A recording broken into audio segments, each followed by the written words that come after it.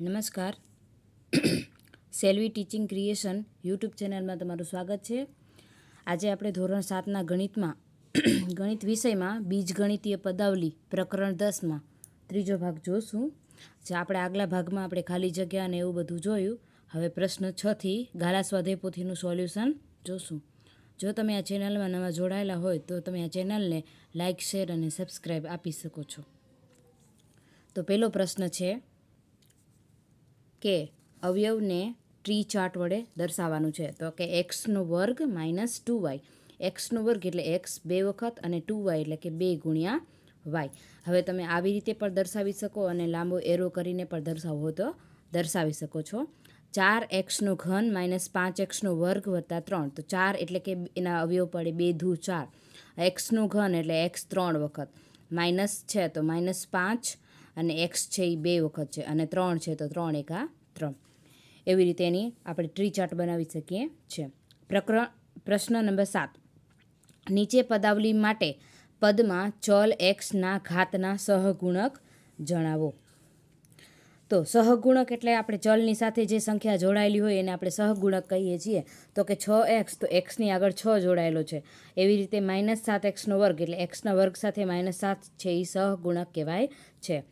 એક્સના ઘન સાથે 4 છે તો કોઈ પણ સંખ્યા હોઈ શકે અને કદાચ કોઈ ચલની આગળ કોઈ સંખ્યા દેખાતી ન હોય તો એક તો કુદરતી રીતે હોય જ છે. 2xy એટલે એક્સની વાય સાથે 2 છે એ ચલ જોડાયેલો છે. એટલે કે સહગુણક કહેવાય છે કોઈ પણ ચલની આગળ જોડાયેલી સંખ્યા. નીચેની પદાવલી માટે પદના અવયવો લખો. તો કે 9ના અવયવો કયા થાય? તો 9 છે કે 3ના પાડામાં આવે છે તો 3 તેરી 9. એક્સનું ઘન એટલે એક્સ 3 વખત અને વાયનો વર્ગ એટલે વાય 2 વખત, પણ બધા ગુણાકારથી જોડાયેલા છે. 15x વાયનો ઘન. 15 એટલે કયા પાડામાં આવે? તો કે 3 × 5 = 15. એક્સ 1 વખત છે, વાય 3 વખત છે. એ જ રીતે -4x વર્ગ અને વાયની 4 ઘાત. તો 4 છે તો 2 ધૂ 4 એટલે -2 × 2 એના અવયવ પડ્યા અને એક્સનો વર્ગ એટલે એક્સ 2 વખત અને વાય 4 વખત. -8x4 ઘાત. તો 8ના અવયવ પાડીએ આપણે લસા લઈએ કે કરીએ ત્યારે આપણે ખબર પડી જાય કે 2 ધૂ 4, 4 ધૂ 8. એવી રીતે પણ આપણે છૂટું પાડી શકીએ છીએ. એ જ રીતે a બીનો વર્ગ અને સીનો ઘન. તો a 1 વખત છે, b 2 વખત છે અને c 3 વખત છે. -5 a b c d.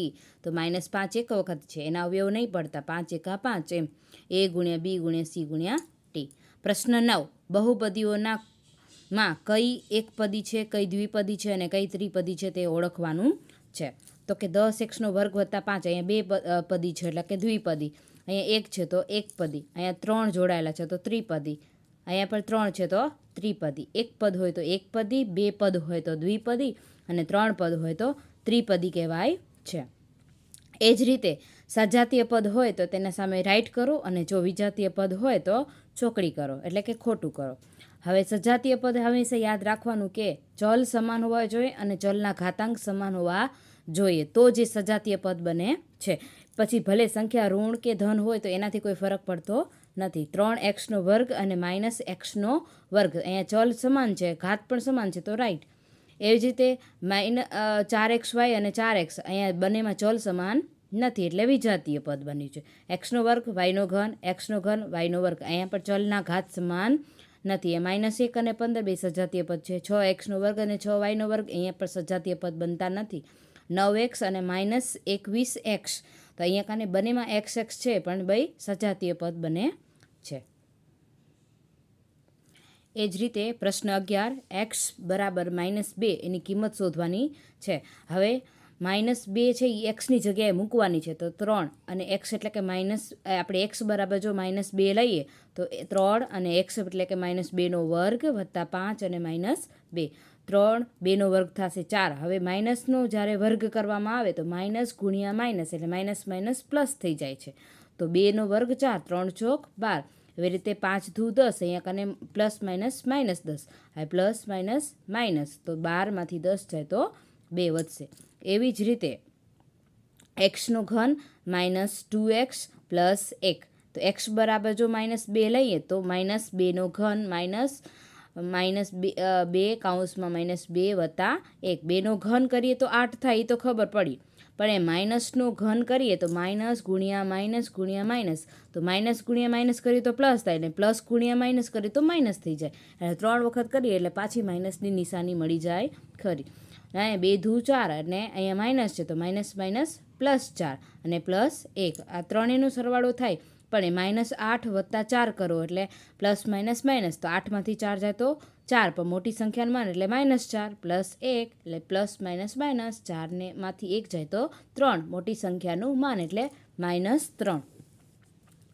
એ જ રીતે x² + 3x + 1, અહીંયા પણ x બરાબર આપણે -2ની કિંમત મૂકીએ તો -2² + 3 કૌંસમાં -2 + 1, 2નો વર્ગ એટલે 4, માઇનસનો વર્ગ પર પ્લસ થઈ જશે, 3 દૂ 6, અહીંયા પ્લસ માઇનસ -6 થશે અને +1. 4માંથી 6 જશે નહીં એટલે કે 6માંથી 4 જાય તો -2 થાય, +1 ± આ રીતે આપણે જવાબ મળશે. એ જ રીતે પ્રશ્ન 12 કે x બરાબર 1 લેવાનું છે અને y બરાબર -1 લેવાનું છે. જ્યાં x અને y દેખાય ત્યાં એની કિંમત મૂકીને કિંમત શોધવાનું છે, એટલે કે સોલ્યુશન કરવાનું છે. તો કે 2xy, તો 2x એટલે કે આપણે 1 લેવાનું છે અને y એટલે -1 લેવાનું છે. 2 એકા 2 ગુણ્યા -1, તો 2 એકા 2, પાછો જવાબ 2 જ મળે છે, પણ નિશાની આપવી પડે માઇનસની. x² - y નો વર્ગ, તો 1નો વર્ગ એટલે 1 જ મળે, પણ -1નો વર્ગ કરું તો +1 થઈ જાય, અને અહીંયા વચમાં માઇનસની સાઇન છે તો વચમાં માઇનસ જ રહેશે, તો 1માંથી 1 જાય તો 0 થાય.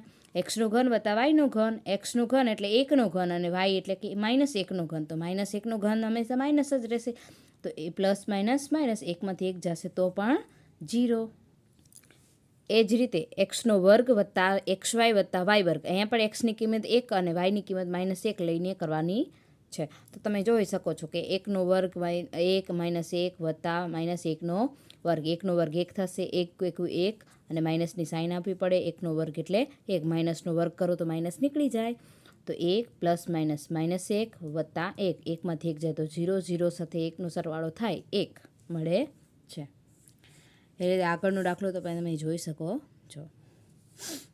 પ્રશ્ન 13 સરવાળા કરી અને કિંમત શોધવાની છે. તો સૌ પ્રથમ પહેલે સરવાળો કરવાનો અને પછી જ કિંમત શોધવાની છે. જેમ કે અહીંયા લખેલ છે કે 6x - 4 અને 4x + 7, આનો સરવાળો કરો અને પછી x બરાબર 1 કિંમત મૂકવાની છે. તો કિંમત શોધવાની છે આપણે xની, કે 6x - 4 + 4x + 7, આપણે પહેલાં કૌંસમાં લખીએ પછી કૌંસ છોડીએ છીએ. 6x - 4 + 4x + 7, 6x અને 4xનો સરવાળો કરીએ તો 6 ને 4 10x થાય છે, અને -4 + 7 તો પ્લસ માઇનસ માઇનસ થાય, તો 7માંથી 4 જાય તો 3 અને મોટી સંખ્યાનું માન એટલે +3 મળે છે. તમે આ રીતે પણ ગોઠવીને સરવાળો કરી શકો અને આડો પણ સરવાળો કરી શકો છો. હવે આપણે xની કિંમત જો 1 મૂકીએ તો 10 × 1 એટલે 10 એકા 10, 10 ને 3 13 થશે. એ જ રીતે 9x² - 1 અને 5 - 4x² બરાબર x બરાબર 1 કિંમત મૂકવાની. પહેલે તો આપણે એનો સરવાળો જ કરવાનો છે, તો સરવાળા માટે પહેલાં કૌંસમાં લખીએ અને પછી કૌંસ છોડે તો ઇઝીલી આપણે સાઇન મૂકી શકીએ છીએ કે 9x² - 1 + 5 ± -4x². હવે 9x² પ્લસ છે અને -4x² છે, તો 9માંથી 4 જશે તો 5x², મોટી સંખ્યાનું માન એટલે પ્લસ, અને -1 + 5 ± -5માંથી 1 જાય તો 4 એટલે મોટી સંખ્યાનું માન. અહીં xની કિંમત આપણે 1 મૂકીએ તો x² થશે 1, 5 એકા 5, 5 ને 4 9 થશે. પ્રશ્ન 14 બાદબાકી કરો. 7x² - 6x માંથી 4x² + 5x બાદ કરી અને પછી x બરાબર -1 કિંમત શોધવાની છે. તો 7x² - 6x માઇનસ બાદબાકી કરવાની છે માઇનસ, અને 4x² + 5x, પછી કૌંસ છોડીએ તો 7x² - 6x -4x² plus -5x, તો 7x² પ્લસ છે અને -4x² છે, તો પ્લસ માઇનસ માઇનસ, 7માંથી 4 જશે તો 3x², મોટી સંખ્યાનું માન -6x - 5x, minus minus plus થશે તો 6 ને 5 11x થશે, અને મોટી સંખ્યાનું માન એટલે -11x. હવે x બરાબર આપણે -1 કિંમત મૂકીએ તો આપણે જવાબ 14 મળે છે. એવી જ રીતે 3x² + 5x + 2, આનામાં પણ આપણે બાદબાકી કરી અને આપણે કિંમત મેળવી શકીએ છીએ, તો જેનો જવાબ આપણે 2 મળે છે. જો તમને અમારો વિડીયો પસંદ આવ્યો હોય તમે આ ચેનલને લાઇક, શેર અને સબસ્ક્રાઈબ જરૂરથી કરજો. Thank you.